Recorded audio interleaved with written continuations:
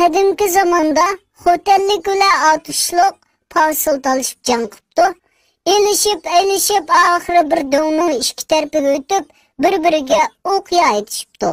Lekin o'ttirsida döng o'g'achqa hech qaysi bir-biriga tekizanmabdi.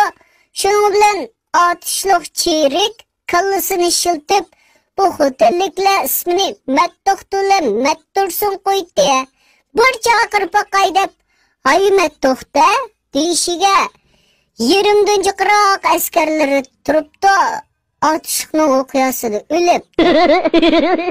İkinci qatam "Ay Mattursun mayaqqaligini" deyishiga yana necha so'rindan turib ekan o'qiyada tugishibdi. Xotellikning addissiz achchiq kelib ularni amal tepibdi-da. "Ma 500 koy kimning?" deyishiga atışıqning hammasi o'rnidan turib ekan, biroqlam halok bo'libdi.